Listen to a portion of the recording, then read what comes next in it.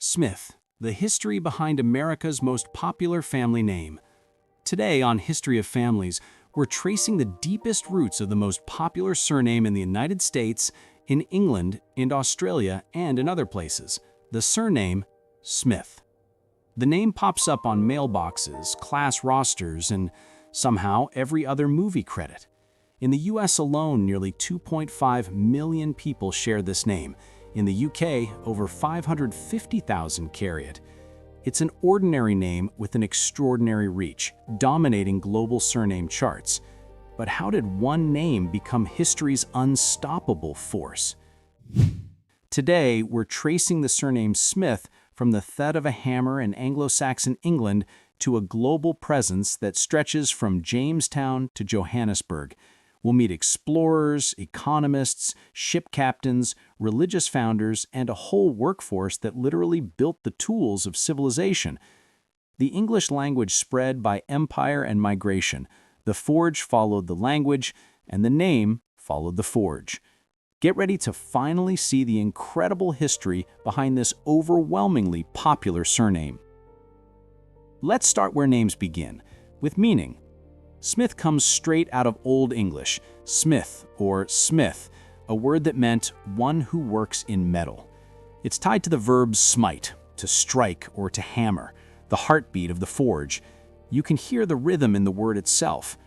And while we tend to picture a blacksmith working iron, the medieval smith was a broader kind of maker. Early smiths could be master craftsmen across materials, metal, wood, stone, wheels, because villages needed a problem solver who could fashion the vital stuff of life. Still, metalworking sat at the top of the craft pyramid: plowshares for food, horseshoes for transport, armor and weapons for protection. When every town needs a forge, every town ends up with a smith. That's the seed of the name's future dominance. There's also a Latin echo here: faber, the classical word for metalworker.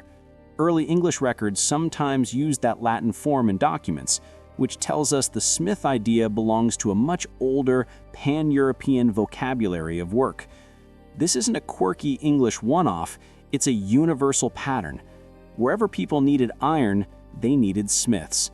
And once surnames hardened into family identifiers, that universal job title became a universal name. So how did an occupation turn into a family name? Through a social reset that changed how Europe kept track of people. Before fixed surnames, folks used bynames. Think John the Smith, Alice of Norwich, Robert, son of William.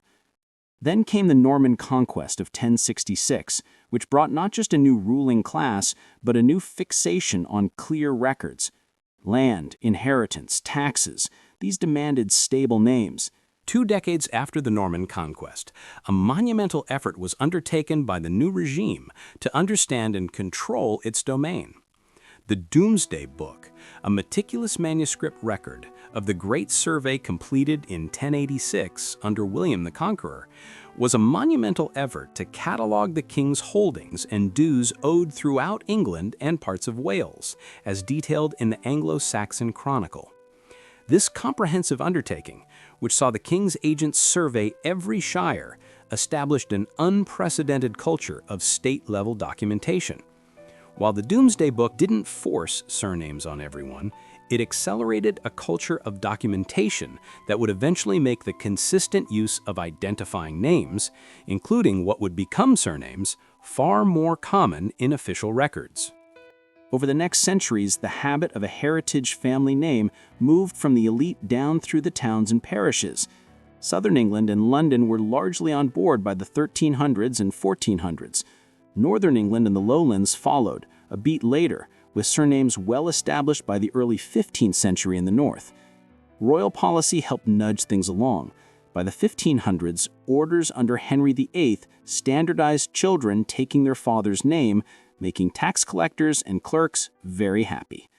The result for our story is simple and huge. In village after village, the most used byname, the Smith, froze into a surname.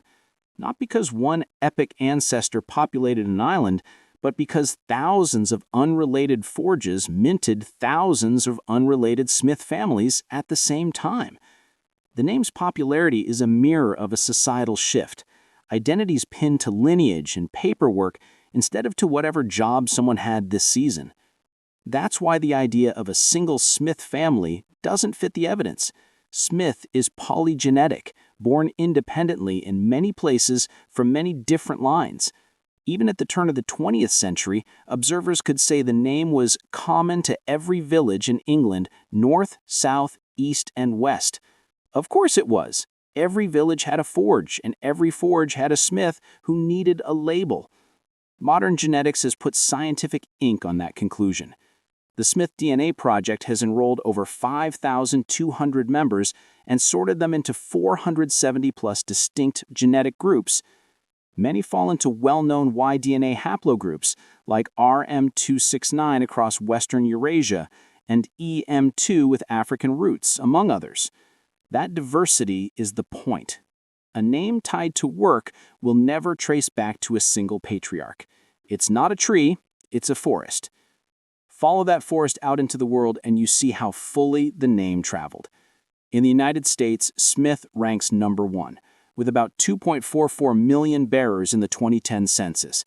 In the UK, it's number 1 as well, with more than 550,000 across recent counts and about 1.15% of people in England and Wales carrying the name.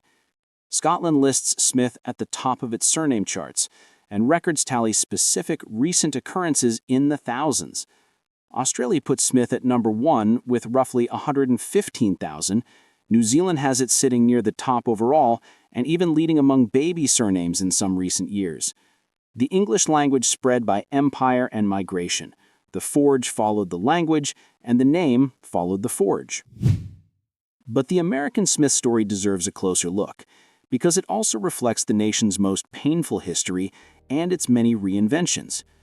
Among African Americans, Smith is exceptionally common. During slavery, enslaved people were often assigned surnames of enslavers, and after emancipation, many kept those names or adopted common English surnames like Smith as a practical way to navigate documents, work, and civic life. Among Native Americans, you'll also find Smith as a functional bridge. In Navajo, the word at city points to a metalworker. In a world of English forms, translating that identity to Smith made daily life and official paperwork possible. Immigration layered on another chapter.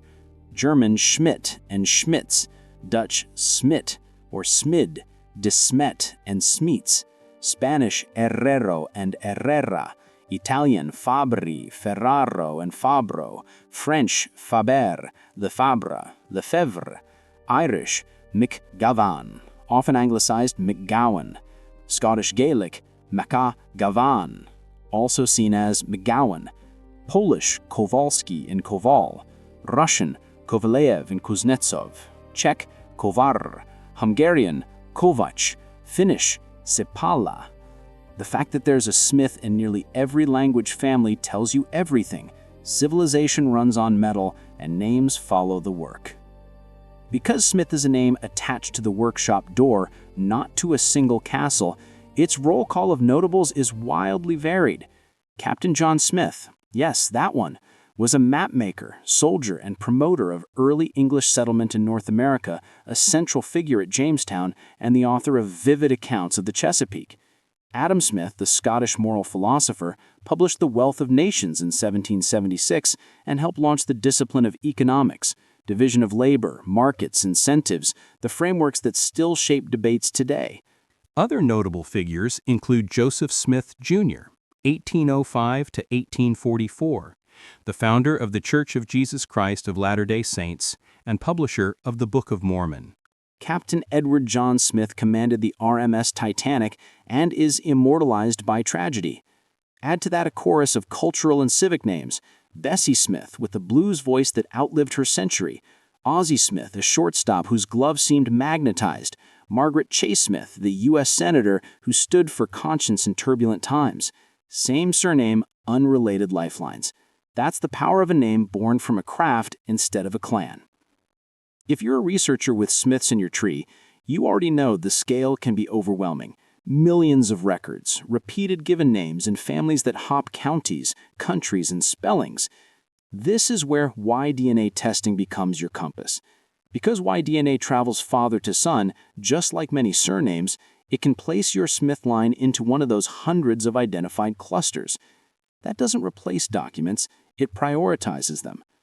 With a confirmed cluster, say a subgroup within RM269 or EM2, you know which Smiths are your Smiths and which very similar Smiths belong to a different forge entirely.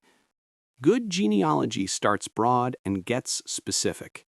Gather vital records, look for neighbors and witnesses who repeat across decades, learn the local industries that might explain a move, and let DNA steer you toward the right parish, the right county, the right Smith in a sea of Smiths. And one myth is worth retiring right now. There is no single Smith coat of arms for everyone named Smith. Heraldry was granted to individuals for specific achievements, and only their direct male line descendants may rightfully use those arms. With a surname as profoundly polygenetic as Smith, a universal crest doesn't exist, and that's okay.